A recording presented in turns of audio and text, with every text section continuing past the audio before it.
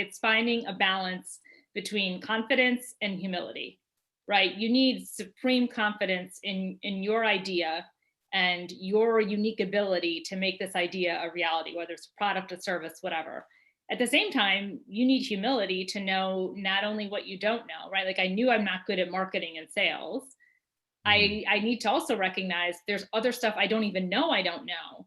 And having the humility to bring that on, but balancing when I bring in third parties to give advice, balancing that with confidence that, but I have this great idea and I'm moving it forward. And so I think there's that inherent tension between confidence and humility, but striking that balance seems really important to being able to move things forward and keeping it in the direction that you envisioned.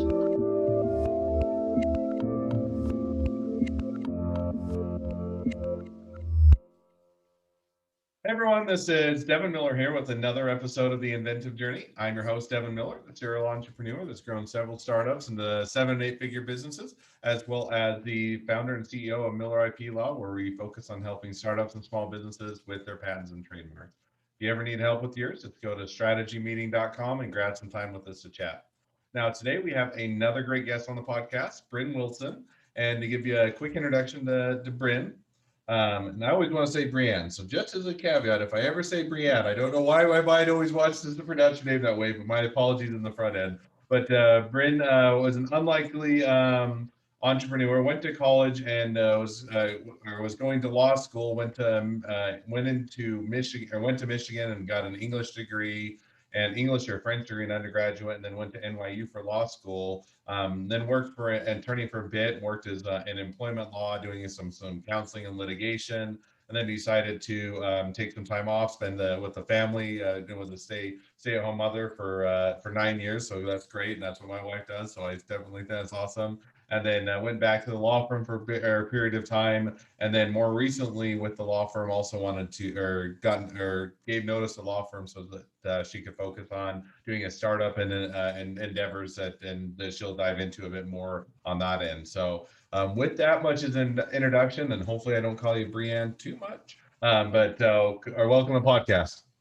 Thanks, and thanks so much for having me. I get all sorts of variations on my name, and I respond to just about any of them. So totally works. It's one that's like it's one where if I think about it, I know, but it's just like if it's just natural how I do it, some reason my mind always connects Brienne with when I see the name. So I always just want to apologize in the front end so I don't slaughter anybody's name, but definitely. So I gave a quick introduction to your journey, kind of a high level overview, but maybe just take us back a bit in time to kind of going to college, going to undergraduate and getting your majors, and then going to law school, and kind of how your journey started there. Sure. So I grew up in rural Michigan, and I always, from a young age, apparently I was opinionated and argumentative. And so I was always going to go to law school. So I went to Michigan, had like 4 fabulous years, go blue. I would say it was kind of the quintessential college experience. It was just, terrific all around. And again, I was pretty focused on law school. So took sort of a traditional pre-law approach and did English and French, not a super useful language, but a pretty one. And then I did apply directly after undergrad to go to law school. And I was fortunate to get into a lot of great schools, but I was dating a guy at the time, now my husband, who was already living and working in New York. And so I went to NYU, which was a great place to go to law school. I think being in the city was a lot of fun. I mean, I got to hear 2 Supreme Court justices like 10 feet away in these small, seminar type settings. So it was a really great 3 years. And I was really on I'm a pretty, traditional corporate kind of path, right? After your second year, you intern at a firm, and I did that, and I was set to go there upon graduation. And then my husband got transferred to the Southeast. And so we moved to Raleigh, North Carolina, which we loved. And I joined a firm there and doing employment litigation and some general litigation. Then we started having children, and I went back to cut down to part-time. He was traveling a lot. And then when we had our 3rd child, it just felt like something had to give. And so pretty unlikely what I would have thought for my life, I kind of took time off. I always say I stopped working, but I really just stopped getting a paycheck, right? I was just home slaving I away for a definitely agree, and my wife would as well. I think that a lot of time, or almost every time, if not always, that is more work because you can't come home from the office, you're not taking a break, you don't get a breather, and it's 24/7. So I definitely resonate with that. yeah. Yeah. So I thought that'd be like a 2-year stint. Ended up being a 9-year stint, which kind of still surprises me. But time flies when you're having fun, or not so much. During that time, I did write a book and self-publish it more for kind of fun than anything. And then maybe it a hint to an entrepreneurial bent in me. My husband and I started acquiring some residential rental properties, and our kind of our one little niche we did. We find single family homes and convert them into duplexes, which helped dramatically with the ROI, but generally like still a pretty corporate path.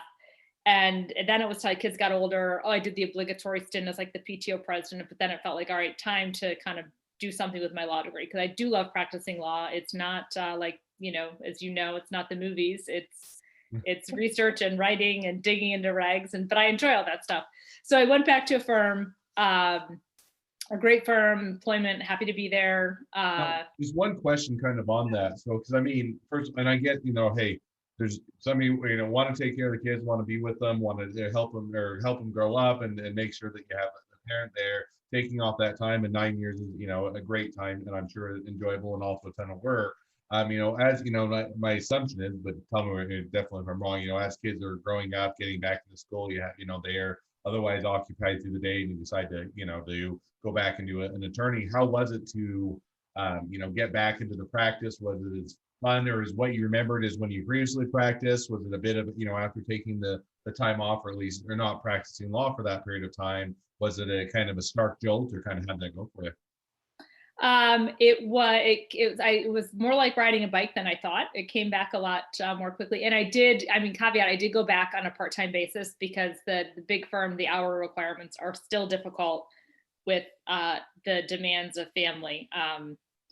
But it's been great. And it's one of those, again, like you said, I'm an unlikely entrepreneur. It was more likely I would stay in this kind of corporate path. And yet I now find myself here on this podcast and leaving the legal profession, at least for the time being. So, and you did that. And I think there's probably some truth to that. If you practiced for a while, if you did a good job, if you were a good attorney, then there's, things come back and it takes you a little bit to come back up to speed. Now, so as you're doing the law firm thing again, or at least doing that part time, and and balancing that with continuing to raise kids and with the family and whatnot, and you're doing all of that. Now, how did the business you're at now, which you can give maybe just a brief explanation, but how did that come about? Were you you wanted to do a startup, you were excited about it, you're looking for an opportunity? Was it more just, hey, I have a great idea that was a happenstance and too good to pass up? Or kind of how did you come up with the idea, and kind of what prompted you to make that transition? So I had been looking for the products that I am now making for literally about 10 years, kind of since I got to the stage of life where I was regularly taking food to things, whether it was the kids' Thanksgiving functions at school or a potluck with our friends. So I'd been looking for these products for 10 years, and I can't explain. I really, in preparation for this podcast, really tried to think like what finally prompted this, and I can only blame it on a fugue state during quarantine that I just, for whatever reason, I'm like, all right, I'm going with this. And I kind of came up with what I think is a great name right away, and then got a logo right away. And so it felt like this idea, this lingering desire for these products just kind of snowballed. And the more I did, the more kind of validated I was in it, both in terms of my own confidence in it, but then as I shared the idea with more people, right? Like getting that external, not just my mom telling me it's a great idea, but other people, right, who aren't so vested. But yeah, there was no moment other than it was just finally time, and I am rolling with it. So now how did you, so you touched on it briefly, but so you have a product you're always looking for, you can't find it, it's feel like there's a good idea that's there. Now, how was it to actually take that and start to move it towards an idea? In other words, hey, you've done law practice for a while, you have experience, you have the degree. A startup is quite a bit different in the sense that there isn't a playbook, there isn't a rote set of rules, there isn't, it's not attorney and billable hour model. It's really figuring it out as you go along. So as you come up with the idea, how did you, I assume, but correct me if I'm wrong, it started out as a, even a side hustle and kind of starting that out. How did that progress for you? Yeah, so I mean, it does get into an interesting, part of startups. I have lived a very, kind of task list oriented life, and this has been different. But the product concept I have had in its current form really for 10 years. So that piece didn't need to develop. It was just actually implementing the, actually getting it to be in existence and figuring out the marketing piece and getting websites and things like that set up. So I feel like in some ways I always like, I have one of my little glib takeaways, almost a year into this, is the idea is the easy part, right? Like Mhm. it's just been everything from the idea that's been harder to put in place. No, and I definitely agree on that. It's always one where people think, oh, the idea is the hard part. The idea is, if I just had that one great idea, and a lot of times, even if it's a reasonable or mediocre idea, or it's a, good idea, it doesn't even have to be a great idea. It's oftentimes what separates people is the execution and actually doing it and taking those steps to set it up that makes a successful business or not. Otherwise, you have great ideas that never go anywhere. So I think it's kudos to you for making that jump. So now as you kind of say, okay, I'd like to put the focus on this. I think it's a good idea. I'd like to get into it. How's it gone so far? Has it just been, hey, I left the law firm, do focus on this full time. It's been a rocket ship to the top, and it's just been a blast. It's been ups and downs. It's been, difficulties. It's been, how's that all gone? Or kind of as you've now put the focus on it? So I think, as any person who's done a startup, it's the highs are high and the lows are low. And the day that my first products arrived from China, I felt like it was the day like I had a baby, like opening the box. I couldn't wait to see what this was, and it's not like, oh, it's a bowl.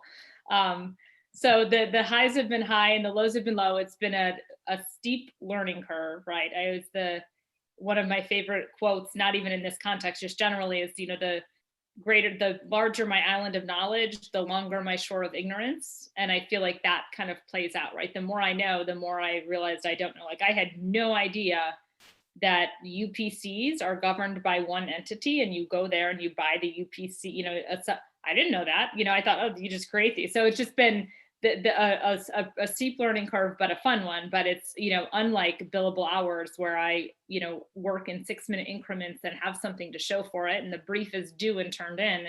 This is like every day passes and I maybe didn't check anything off the to-do list, right? And being proactive on things. It's just a different way of living for me. No, and I definitely resonates. And I think that's where a lot of entrepreneurs go through, and, the things that you didn't know. And I always think that, things always look much easier on the front end and appear much more straightforward. And then you get in, you're like, oh, there's a lot more here to figure out and to get going. So as you've been doing that, kind of give us an idea. Where's the business at today? Do you guys have products? Are you getting ready to launch products? Are you still getting manufacturing done? Still getting things set up? Already been selling for a while, but kind of clue us in as to kind of here to take a bit today and give us a bit of an idea, because we kind of jumped over what is the product, what was the problem you're trying to solve, and kind of where you're at today. Sure. So I'll start with the why I've been looking for this for 10 years, right? I always, again, you get to a stage in life, or most people, you get to a stage of life where you're regularly taking food to things. And every time it just felt like ridiculously difficult to get it there, right? Either I was taking my Tupperware that I got at my bridal shower that's now 20 years old and stained. Now it did seal well, right? But it didn't look nice. Or more often than not, I would take a serving bowl and put saran wrap over it, which never felt very eco-friendly and also wasn't super functional. And so then I would be yelling at a kid not to spill it while we drove.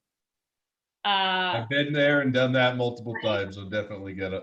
Go And ahead. then if you're really getting serious, you'll take the crock pot, which is hot to the touch, right? Still Yep. doesn't feel well. So then it's on the balanced on the floor and I'm driving super tenuously, hoping it doesn't spill before I get there, right?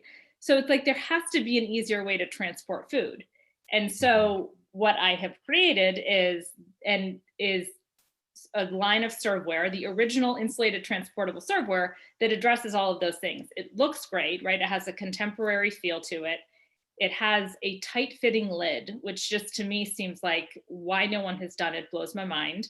And then it's vacuum insulated. The vessel itself is vacuum insulated, which helps keep the food to the temperature when you put it in there. And also means that when it's sitting on your lap in the car on the way to the barbecue, your legs aren't getting scalded, right? Because there's nothing worse than like you open it when you get there and the salad's wilted or the baked beans are like a gelatinous mess, right? So that's what these are designed to address. And so it's been interesting, again, like one of the learning curves, like, okay, here's the bowl I want, just turn it into vacuum insulated stainless steel. Well, of course, that's not the process. You have to, get the design features just right to create the space. So all of that has taken longer than I expected. But I have my first production samples and I will really launch at the Atlanta's Mart Home and Gift Trade Show in July. Mm. So shooting for July, and so that mean that if you're shooting for July, that you're taking pre-orders, or you'll have things manufactured, or kind of what will you be showing or having available in July? So in July, I'll have samples available and then I will be doing a pre-order. And again, it's something unique to this moment in time. Hopefully it's unique, is, the supply chain is so disrupted because of, COVID and then the increased demand. And so I may or may not have product on hand ready to sell in July, depending on the timing and how backed up the ports are. There's a shortage of plastic of all things. Like all we hear about is how much plastic there is in the oceans. Well, it's only in the oceans, not the factories. So that's it still remains to be seen, which is again not how I historically have lived my life, right? It's been a much more controlled environment where we know when things are happening, and now I'm a little more at the mercy of external forces. No, and if I were to summarize that, barring the potential delays in manufacturing, which are outside your control, and if there's a shortage on plastic, and I think that also, we work with on several of my companies, outsourcing and other things that are in other countries and foreign countries, and some of what we have, the products are really great with leatherworking is in India, and they've been hit really hard, and even just getting things out and even just shipping them, even when they have the product they're ready to ship, has been a much more difficult lift than what it otherwise would be. So getting all of that figured out definitely adds that extra layer of complexity. But it sounds like things are well on track, and that's exciting that pretty soon here you'll have the products to sell and be able to actually now bring it out to the marketplace and see how it goes. So well, with that, that kind of brings us to a bit to where you're at today, and even a bit looking into the future. And so with that, a great transition to ask the two questions I always ask at the end of each podcast. So the first question I always ask is, along your journey, what was the worst business decision you ever made, and what did you learn from it? So the entire thing may be the worst business decision I've ever made, right? I feel like it's premature for me to make that pronouncement, but ask me in a year. I think in part because I still was working and I still had, the demands of the family, and it's been quarantine. I've moved along pretty methodically, and some would say slowly, on this. And so the benefit of that is I haven't made any serious missteps that I know of, right? I am not the Google move fast and break things. I've been, kind of plodding along. So I don't have any. I will say, like, the entire venture, I've just learned so much, right? Every day, learn something new about business and supply chain and shipping and tariffs and, on and on. Fair enough. Well, I'm excited to hear maybe in the future what the mistakes are that you did make, and what you I learned know from I'm them. making mistakes. I just don't know what they are yet. It's adding to the list of, I have this running document, stuff I wish I knew, except it's not stuff that I wish I knew. And, one of this is like, what mistakes am I making? All right. Well, we'll have to check in a few months and see which mistake you figured out you were making that you didn't realize yet. So now I'll ask the second question, which is, if you're talking to somebody that's just getting into a startup or a small business, what'd be the one piece of advice you'd give them? So again, I almost feel like it's premature. I don't know that I'm in a position to be dispensing advice, but I would say that it's finding a balance between confidence and humility, right? You need supreme confidence in your idea and your unique ability to make this idea a reality, whether it's a product, a service, whatever. At the same time, you need humility to know not only what you don't know, right? Like, I knew I'm not good at marketing and sales. I need to also recognize there's other stuff I don't even know I don't know. and having the humility to bring that on, but balancing when I bring in third parties to give advice, balancing that with confidence that, but I have this great idea and I'm moving it forward. And so I think there's that inherent tension between confidence and humility, but striking that balance seems really important to being able to move things forward and keeping it in the direction that you envisioned. No, I think that is keeping that balance. And, I just kind of add on to that is, I think that when you get into doing your own thing, there's a balance of there's only so much budget, there's only so much time, and you have a lot to get done. And yet you also can't be the expert on everything. You can't do it all yourself, and you'll never get it done, or it'll be so slow, and you'll never hit the deadlines you want. So finding that balance of where to offload, where to have help, where to do it yourself, where to cut costs, where to keep or where to spend the money, and all that is always that balance. And to always be looking to readjust and to get that balance is always beneficial to the business. So, well, as we wrap up, and as a reminder before we wrap up, that we also do have the bonus question. We'll talk a little bit about intellectual property here in just in a little bit. But as we wrap up, otherwise, if people are wanting to reach out to you, they're wanting to be a customer, they want to be a client, they want to be or buy your product, they want to be a vendor, a wholesaler, they want to be an employee, they want to be an investor, they want to be your next best friend, any or all of the above, what's the best way to reach out, contact you, or find out more? Sure. So you can email me at Bryn, BRYN, at shopserved.com, or just check us out at www.shopserved.com. All right. Well, I definitely encourage people to reach out, connect up, find out more, and support Served. It's a pretty cool product. So, well, with that, thank you again for coming on the podcast. Now, for all of you that are listeners, if you have your own journey to tell and you'd like to be a guest on the podcast, we'd love to have you. Just go to inventiveguest.com and apply to be on the show. Two more things as a listener. One, or make sure to click subscribe in your podcast player so you know when all of our awesome episodes come out. And two, leave us a review so other people can find out about all of our awesome episodes. Last but not least, if you ever need help with patents, trademarks, or anything else for the business, just go to strategymeeting.com, grab some time with us to chat, and we're always here to help. So with that, now we'll transition over to the bonus question portion of the podcast, and appreciate you and asking a bonus question. It's always kind of fun to be able to switch gears a bit and be the one that gets to answer the questions instead of ask them, and it's always a bit of a different dynamic. So with that, I'll turn it over to you. What's your top intellectual property question? Sure. It's about design patents, which is a category I did not even was not even familiar with a year ago at this time. And the lawyer in me is going to frame it up in subparts. So kind of overarching question is, how detailed and specific can or should design patents be? And then kind of the subparts of that are, what percentage of patents are design versus utility patents? Are design patents more often used defensively, like to protect your brand, or offensively, that people come after you? And then how important do you think design patents are for startups, particularly coming into a competitive or existing robust market? So I think there was like 5 or 6 questions in there. So I don't know if I'm going to remember all of them. So I'll try my best. So remind me, what was the overarching question? Because I've already forgotten the first question. So remind me what that initial question was. And specific, kind of can and should design patents be? So yeah, so it's a little bit of and probably a lawyer answer is it depends. But with that, when you're looking, you are trying to. So backing up, design patent is one where, just for the audience, it protects more of the aesthetic look and feel to a product. So it's not necessarily utility. It doesn't get into how it functions, functionality, and kind of how it works. That's what a utility patent application is. But on the design side, it's okay, we want to protect the unique look and feel to it. In other words, it has this specific shape, this specific curvature, provides this aesthetic nature. And so that's what a design patent is. And so when you're filing a design patent, you're showing what your product is. And so as far as how detailed or not, it should be an accurate and representation of what your product is, because you want the patent to cover that. Now, when kind of parlay to that, the question is, well, okay, let's say I show exactly what my product is, how much coverage do I get? Does that mean that if somebody makes a very small tweak or a very small variation, are they going to then design around my patent, or do I have some reasonable kind of scope to that? And it's not a definitive answer. I can't just say, well, it's a 10%, and then if they change it 10%, I don't even know how you get a percentage in the first place.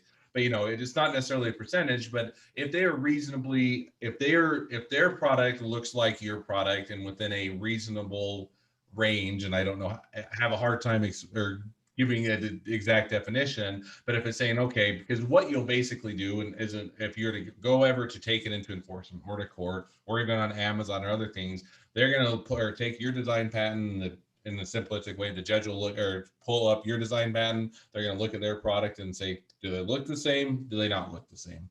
They look the same or very similar, then it's likely covered on your design patent and you'd have the protection there. If it's a different look and different design and it doesn't look like yours, then it's not. So how detailed or not is probably more, you want to have an accurate representation of what your product is. And then you're going to be able to, is if somebody else were to come along and make the same or very similar looking product, then it gives you that protection. And I think one of your other questions was a little bit more on enforcement. And enforcement, do you use it offensively, do you use it defensively? And a little bit that depends on what is the motivation for the enforcement. In other words, you'll get a patent. It's going to be an investment. You're going to get it in so you can get investor dollars. You can get people that are going to or buy into your business. And that one's going to be more of an investment. So you don't really, in that sense, use it offensively or defensively. It's just more of an asset that's investable in your business. You can also use it as a license. In other words, you can license it out to other individuals. And so when somebody else comes along and say, I love your product, I'd like to do something with it. Can I do something, or can I make my own version of it or product line? Then you can license it out. Now, if you get people that are going to start to rip it off, that's going to be where you're going to be offensively. And you have to decide, when they start to, if they're to mimic it, rip it off, or copy it, is to how much are they intruding in the marketplace and how much are they costing you? In other words, as you know, as an attorney, but for all the audience, lawsuits can get expensive, they can be long and they can be drawn out. And so you have to look and say, is there enough of a return on investment for me going to enforce it that's going to make sense? If they're only costing me $500 a year in lost sales, probably not. If they're costing me $100,000 in lost sales a year or a month or whatever, then it's worthwhile to go in and enforce it because it's having a drastic impact on your business. And so on the offensive side, it's going to do that. On the defensive side, is sometimes it also allows you to, if other people are out in the marketplace and they want to be able to stop you from doing from making your product, or they want to enforce other patents against you, it can act as a defense, saying, I'm not going to go after you unless you come after me, but I also do have intellectual property that we have to protect and that we have to for our product. So I think I answered most of the questions and some of the subparts, but if there's any else, let me know and I can definitely follow up. Well, I think at the very end, so, really as a general rule, how important then are design patents for a startup coming into an existing similar market, but that's robust with some big players, but without identical products? It depends on how good your design is. I mean, give you an example. If you'd ask Apple how important a design patent is, they had a huge fight with Samsung over the curved corners of the iPhone and the circle button in the middle or the bottom of the screen. Turned out to be a big suit. They ended up winning and they were able to stop Samsung from doing it. So in that case, the design patent was certainly critical to what they're doing because it gave them a defensible edge over Samsung. On a startup or small business. What's that? Or lack of an edge. It was a rounded edge. Well, I said competitive edge, but yes, no, lack of an edge, touche. But with that, if you're a startup or a small business, it's is your design something that's worthwhile to protect? In other words, does it have that unique look and feel? Is it something that customers are going to resonate with? That's going to give you that competitive advantage or that competitive edge or lack thereof? But is it going to be worthwhile because it's going to do something that is going to set you apart in the marketplace? If the answer is yes, then we're going to be able to be a unique looking product. People are going to associate with it. They're going to want to buy it because it has that cool aesthetic nature to it. Then absolutely, it's worthwhile to protect it with your business. On the other hand, if you're saying, yeah, it's a crowded marketplace, we like our look, but there's 20 other looks and customers really aren't going to care between our look or anybody else's looks, then it's a lot less. Now, and that's what I said, and that's also where you kind of get into that balance of, do you go for a design patent versus do you go for a utility patent? Sometimes it's absolutely the aesthetic look and feel because that's what sets you apart. You're the iPhone that has the rounded edges and the bottom circular button at the bottom, and that gives you a competitive advantage. And some are saying it may not be our look and feel, it may be our product and how it works and what it is and how it's shaped and how it's manufactured and those type of things. So you always kind of got to do that balance of where's our competitive advantage, what's proprietary about us, what's unique, and what are people willing to pay for, and then let's make sure to protect that. And with that, I could talk for intellectual property for a much longer period of time, and I'm sure everybody would start to fall asleep because they're saying we've heard enough of the legal stuff. We listened in for the startup portion of the podcast, but definitely fun questions. Definitely love to ask. And if you or any of the audience has any other questions, follow up, or any other questions to come along as you guys pursue your business, feel free to go to strategymeeting.com, grab some time with us to chat. We're always happy to help and make sure to answer your questions. With that, thank you again, Bryn, for coming on. It's been a pleasure, and wish the next leg of your journey even better than the last. Thanks so much, Devin. Appreciate it. Have a good one.